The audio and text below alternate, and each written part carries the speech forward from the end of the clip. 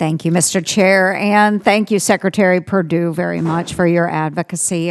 I certainly do appreciate it, and as many of my colleagues have stated, you know, the ag industry, extreme importance to us, and we're in uncertain times, truly. And so again, I want to thank you for being such a great advocate and voice for our farmers and ranchers.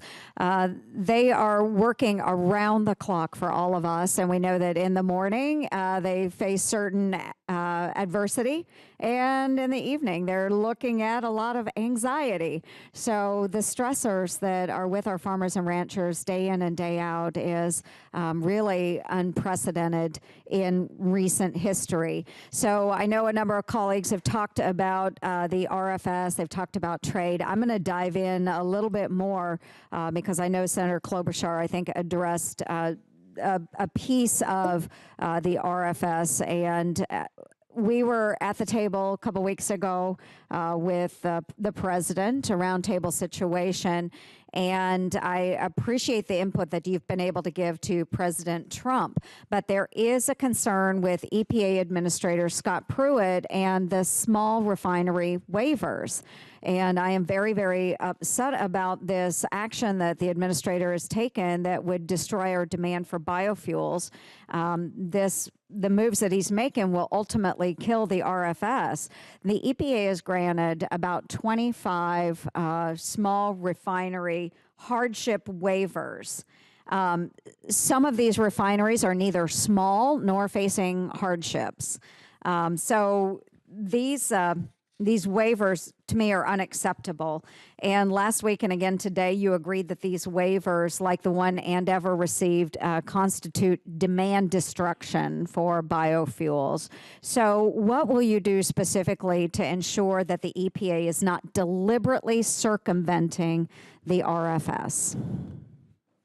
Well, Senator, you know statutorily I don't have any kind of hammer. What I do have is the power of persuasion with the administrator and the president to make sure that they are aware that we are aware, and we had to dig pretty deeply to get the number of gallons that have been waived this year, and with the president and his team, let them understand how the instructions that he was given last fall over maintaining the RVO obligation at 15 billion gallons has essentially been circumvented by the waivers, and that's what it is. We have no legal statutory authority to do anything other than that, other than letting the administration know, as well as the administrator know, that our farmers and our biofuel producers are very concerned about that. Well, and I do appreciate that, and the power of persuasion that we do have, and of course letting the administration and Administrator Pruitt know how displeased we are in that area, especially when he made the commitment to me specifically to uphold the intent and the letter of the law. And I do believe that he is trying to work his way around that. During our conversation at the White House, the president also offered up support for E15 year-round, which would address refiner concerns over RIN prices while also increasing biofuel demand. And thank you for the role that you've played again in that. I think that will be very important if we can move that forward. Have you spoken with Administrator Pruitt regarding the E15 waiver, the RVP waiver year-round? Have you spoken with him recently, and how is it that we can move ahead with that? Multiple times. Obviously, the administrator's position was his concern over RIN prices.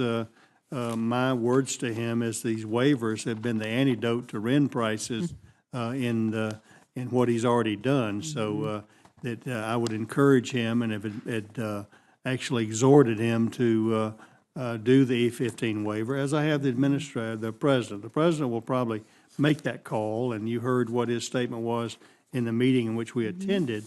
And I am encouraging the president to go ahead and make good on that commitment to do that, while letting the industry, the petroleum industry, know that the waivers granted have been the essence of any kind of RIN cap, an effective RIN cap that they have enjoyed this year already. Yeah, I appreciate it. Thank you. My time is expiring, but Secretary Perdue, thank you for being such a great advocate. I appreciate your many, many conversations with us and with the administration. Thank you.